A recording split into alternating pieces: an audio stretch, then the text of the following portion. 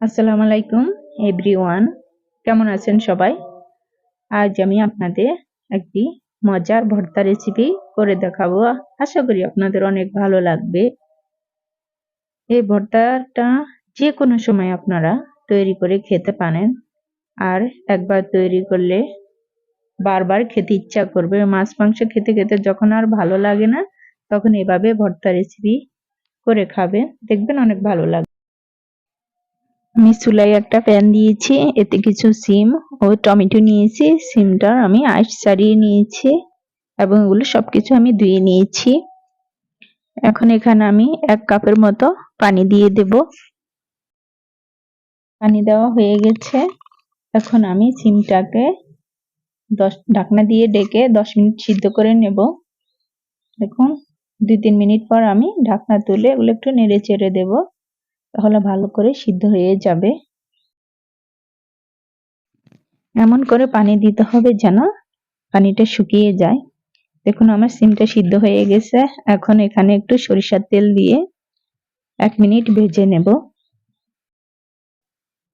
সিমটা সিদ্ধ করার পর তেলে একটু ভেজে নিলে ভর্তাটা বেশি টেস্ট হয়। আমার ভাজা হয়ে গেছে। প্যানে 1 টেবিল চামচ সরিষার তেল দিয়েছি, এতে কিছু রসুন কুচি দেব। রসুনটাকে আমি ভেজে নেব। রসুনের সাথে আমি 4-5টা কাঁচামরিচ দিয়েছি। এখানে আমি কিছু শুকনো মরিচও দেব, এই জন্য কাঁচামরিচটা একটু কম করে দিয়েছি। যে যত বেশি ঝাল খাবেন তত বেশি মরিচ দিতে পারেন আপনাদের পছন্দ অনুযায়ী। আমার রসুন আর মরিচটা ভাজা হয়ে গেছে। এখন আমি এখানে পেঁয়াজ কুচি 1/2 কাপ পেঁয়াজ কুচি দিয়েছি। পেঁয়াজটাকে বাদামি কালার করে নেব। একদম বেশি ভাজবো না, একটু বাদামি হলে পেঁয়াজটা আমি নামিয়ে নেব। দেখুন আমার পেঁয়াজ ভাজাটা হয়ে গেছে। এখন আমি নামিয়ে নিচ্ছি পেঁয়াজ ভাজাটা। এখানে আমি 4টা শুকনো মরিচ নিয়েছি। এবার শুকনো মরিচটাকে একটু নেড়ে চেড়ে ভেজে নেব। এখন ভর্তা করার পালা।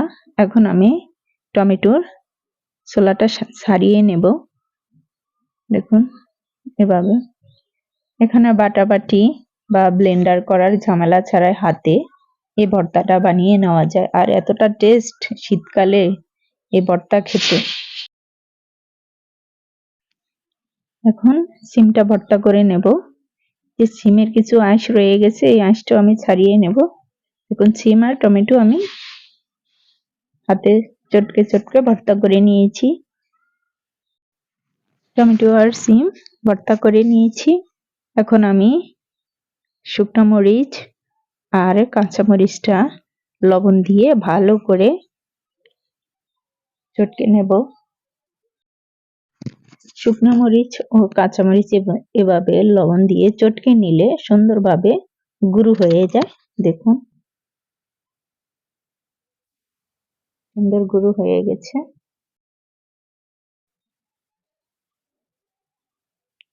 এখন আমি ভাজা রসুনটাকে এভাবে হাত দিয়ে ভর্তা করে নেব।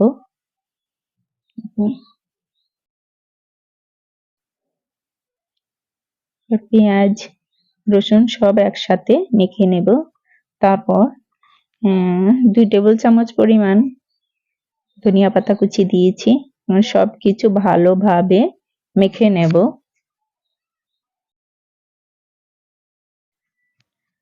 সব উপকরণ একসাথে মেখে নিয়েছি। এখন পরিমাণ মতো তেল দিয়ে আমি আবার মেখে নেব।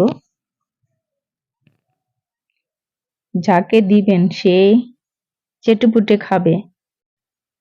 মাশাআল্লাহ, দেখুন ভর্তাটা কতটা সুন্দর ও লোভনীয় হয়েছে। আপনারা যে কোনো সময় এভাবে ভর্তা তৈরি করে খেতে পারেন। আর মেহমান আসলে আপনারা মাছ মাংসের পাশাপাশি যদি এভাবে একবার ভর্তা বানিয়ে দেন, আপনার মাছ মাংস ছেড়ে সবাই এই ভর্তায় খাবে, আর আপনার প্রশংসা তো অবশ্যই করবে। আর আমার রেসিপিটি যদি আপনাদের কাছে ভালো লেগে থাকে তাহলে লাইক কমেন্ট করে পাশে থাকবেন। আল্লাহ হাফেজ।